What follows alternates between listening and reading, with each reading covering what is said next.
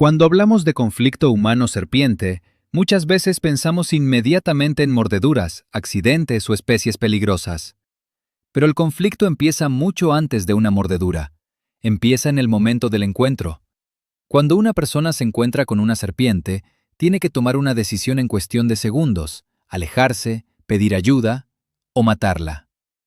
Lo que vamos a mostrar hoy no son percepciones ni opiniones aisladas. Son patrones que emergen de más de 4 años de datos recolectados en diferentes regiones del país por personas que se encontraron con una serpiente y decidieron reportarlo.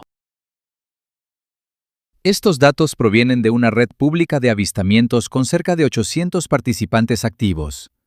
La comunicación ocurre principalmente a través de WhatsApp, y cada avistamiento se registra mediante un formulario estructurado donde se reporta la fecha, la ubicación, la especie cuando es posible y la condición del animal, si estaba vivo, herido o muerto. Algo importante es que el grupo no funciona solo como receptor de información. Cuando existen dudas, la identificación se apoya en personas con experiencia en ofidiología. De esta forma, el grupo se convierte también en un espacio de aprendizaje colectivo. Pero primero, es importante aclarar algo. Este conjunto de datos no mide abundancia de serpientes en la naturaleza, ni su distribución ecológica real. Lo que mide son encuentros entre personas y serpientes. Y más importante aún, mide cómo reaccionan las personas ante esos encuentros. En otras palabras, este dataset no habla solamente de serpientes, habla también de nosotros. La mayoría de los reportes provienen de zonas urbanas y periurbanas. Desde una perspectiva ecológica clásica, esto podría considerarse un sesgo. Pero cuando hablamos de conflicto humano-serpiente, este sesgo se convierte en una ventaja. Porque el conflicto no ocurre en lugares remotos sin presencia humana. Ocurre en patios, viviendas, escuelas, estaciones de servicio, fincas o cuarteles de bomberos. Es allí donde las personas toman decisiones rápidas que determinan si la serpiente vive o muere. Cuando analizamos los registros acumulados entre 2021 y 2025, aparece un dato que llama la atención. De casi 4.000 avistamientos registrados, alrededor del 45% de las serpientes reportadas terminan muertas. Y lo más importante es que este número se mantiene relativamente constante año tras año. No se trata de un evento aislado ni de un pico particular. Es un patrón estable que revela una respuesta humana bastante consistente frente al encuentro con una serpiente. Podríamos pensar que esta mortalidad se concentra principalmente en serpientes altamente peligrosas, pero los datos muestran algo más complejo. Familias como Dipsadidae y Colubridae, que agrupan en su mayoría especies no venenosas o de muy bajo riesgo médico, también presentan niveles de mortalidad elevados. Esto sugiere que la decisión de matar una serpiente no depende únicamente del peligro real que representa. Si bajamos el análisis al nivel de género, aparecen algunos casos particularmente interesantes. Podemos pensar en ellos como distintas caras del miedo humano hacia las serpientes. Por ejemplo, Leptodeira, una serpiente de importancia médica muy baja, aparece con frecuencia en los reportes y presenta una mortalidad elevada. No muere porque sea peligrosa, sino porque su apariencia genera confusión. Algo similar ocurre con Mastigodrias, un género de importancia médica nula. Son serpientes activas, visibles y relativamente comunes en zonas habitadas, y aún así presentan altos niveles de mortalidad. En contraste, tenemos géneros como Botrops, donde el riesgo médico sí existe. En este caso, el miedo tiene una base real.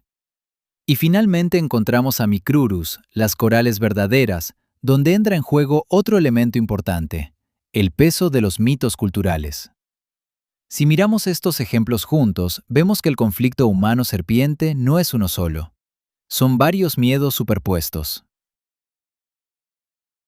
Aquí es importante aclarar qué significa realmente el concepto de importancia médica. La importancia médica clasifica el riesgo real que representa una mordedura para la salud humana, pero no describe agresividad, ni comportamiento, ni probabilidad de encuentro. Es simplemente una medida del potencial daño médico en caso de accidente. Cuando este concepto se usa fuera de su contexto, puede generar interpretaciones equivocadas. Cuando cruzamos la importancia médica con la mortalidad observada, aparece un patrón interesante. La mortalidad registrada no se distribuye de forma proporcional al riesgo médico real de las especies. Géneros de bajo riesgo médico pueden presentar niveles de mortalidad muy altos, mientras que algunos géneros peligrosos muestran patrones similares. Esto indica que la decisión de matar una serpiente no depende únicamente del riesgo real. Depende también de la percepción del peligro, del reconocimiento visual y de las ideas que las personas tienen sobre estos animales. Este patrón no surge por casualidad. Surge de una combinación de factores bastante conocidos. El miedo aprendido desde la infancia, la dificultad para identificar especies, los mitos culturales y una lógica preventiva muy extendida. Mejor matarla por si acaso. En muchos casos, la muerte ocurre incluso antes de intentar identificar al animal. Desde el punto de vista de la salud pública, este comportamiento tiene consecuencias. Matar serpientes no reduce necesariamente el riesgo de accidentes ofídicos. Por el contrario, el pánico puede favorecer respuestas impulsivas, manipulación inadecuada de animales y decisiones equivocadas cuando ocurre una mordedura real. Un aspecto interesante de este proyecto es que la ciencia ciudadana no solo genera datos, también genera cambios de conducta. En muchos casos, la intervención del grupo permitió identificar correctamente una serpiente y evitar que fuera eliminada. Cada serpiente que no se mata se convierte en una oportunidad educativa ganada. Estos resultados sugieren que las campañas genéricas de educación no son suficientes. Es necesario desarrollar estrategias educativas más focalizadas, especialmente en la capacidad de reconocer qué especies no representan peligro médico. Aprender a identificar lo inofensivo puede ser tan importante como reconocer lo peligroso. El conflicto humano-serpiente no se resuelve eliminando serpientes, se resuelve corrigiendo la percepción del riesgo. Reducir el miedo mal informado reduce la mortalidad de serpientes y también protege a las personas. Cada encuentro entre una persona y una serpiente es también una oportunidad para aprender. Cuando entendemos mejor a estos animales, el miedo disminuye y las decisiones cambian. Ese cambio muchas veces comienza gracias al trabajo silencioso de quienes comparten su conocimiento, identifican especies y orientan con paciencia a quienes tienen dudas. Educar, identificar y acompañar a tiempo puede marcar la diferencia entre la muerte de una serpiente o una oportunidad educativa ganada.